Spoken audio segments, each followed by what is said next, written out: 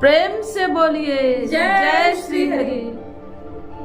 भक्ति का जो आनंद है वह सबके जीवन में नहीं मिल सकता है।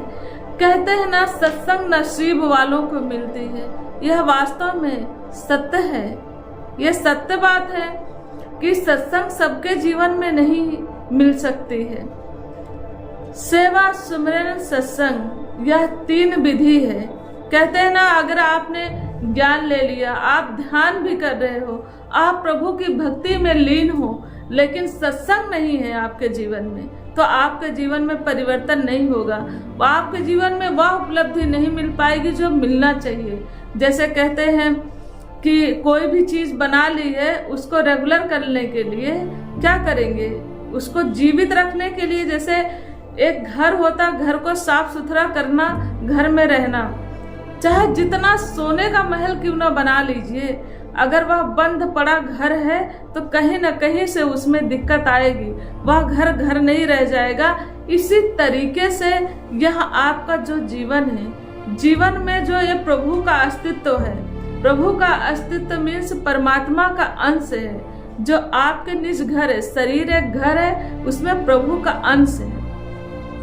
उस आत्मा को, उस परमात्मा से मिलने के लिए एक माध्यम बनाया, क्या? सत्संग। जिसके जीवन में सत्संग है उसका ज्ञान टिका है, और जिसके जीवन में सत्संग नहीं है तो कुछ भी हो जाए वह ज्ञान भी नहीं टिकता। चाहे कितना भी आप ज्ञान प्राप्त कर लीजिए, उसका उजाला तभी आपके जीवन में होगा जब सत्संग रूपी गंगा होगी आपके जीवन में। इसलिए सेवा, सिमरन, सत्संग सबके जीवन में नहीं होता है, बहुत नसीब वालों के जीवन में होता है। तो अपने आप को आप भाग्यशाली बैठे समझें जो आप सत्संग में बैठे, भाग्यशाली समझें कि जो आप सत्संग में बैठे हैं।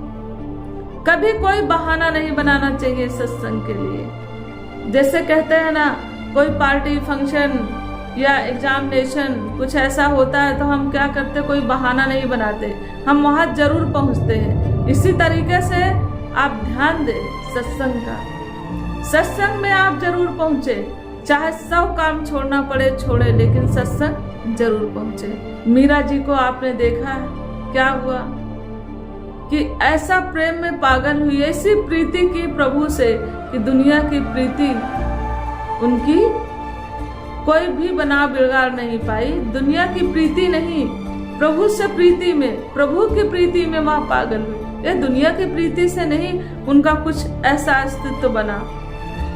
प्रभु से जब प्रीति लगी तो एक ऐसा तीसरी नैन जल गई, तीसरी नैन उनको मिल गई। तीसरा जो अस्तित्व हृदय में है, जब उसकी जागृति हुई, वह खिल गया, तो समाज संसार में देखिए एक देवर ही बैरी बना, पति बैरी बना, कोई कुछ नहीं बना बिगाड़ पाया उनका। वह विष भी अमृत के समान हो गया, विष भी अमृत के समान हो गया। प्रभु की भक्ति में वह शक्ति है, जिसने किया वही जान सकता, जिसने किया वही जान सकता है। या पूरी दुनिया कोई कुछ नहीं कर पाई। सब तो छोड़िए, भक्त प्रहलाद के स्वयं पिता राजा थे, वह भक्त प्रहलाद का कुछ नहीं बना बिगाड़ पाए, तो आपके लिए अगर बैरी संसार हो जाए तो आपको कौन क्या कर पाएगा। लेकिन बस प्रभु में कितनी प्रीति है, इस बात के लिए आप अपने आप में, हृदय में झांक सकते हैं कि आपका कितना आत्मविश्वास है इस मालिक के लिए, कितना अटूट भरोसा करते हैं इस प्रभु परमात्मा पर, कितनी आपकी भक्ति है और कितना समय देते हैं आप। जो काम काज करते हैं उनको समय क्या, अपने काम पे बैठे, प्रभु का काम समझ के बैठे, प्रभु का स्मरण करते रहे। नाम सिमरन बताया गया, नाम सिमरन लेते करें, नाम सिमरन करके अपने रोजी पे बैठे। अब प्रभु का ही रूप समझ के जो आपके कस्टमर आ रहे हैं उनकी सेवा करें। घर में जो है प्रभु का ही समझ के बड़े छोटे का आदर सम्मान करते हुए अपने जीवन को जिए।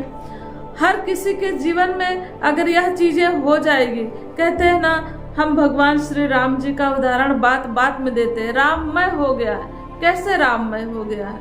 राम जी तो बिना अपने पिता के चरण दबाए वह सोते नहीं थे, अपने पिताजी को वह दंडवत प्रणाम करते थे।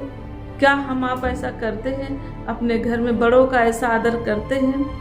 क्या उनके छोटे भाई थे लक्ष्मण, भरत, शत्रुघ्न, वह सब किस तरीके से, उसी तरीके से जैसे पिता का आदर करते थे उसी तरह वह बड़े भाई का आदर करते थे। और यह सारे आदर्श कैसे स्थापित हुए? भगवान श्री राम जी से हुए, उन्हीं से हुए। और हम नाम तो ले लेते हैं, अनेकों प्रकार का नाम ले लेते हैं, संत महात्मा एवं स्वयं नारायण का नाम लेते हैं, लेकिन क्या नारायण जैसा एक भी व्यवहार हमारे जीवन में है? नहीं है। तो कैसे उस तरीके का सुख के भागीदार आप बन सकते हो? कभी नहीं बन सकते हो।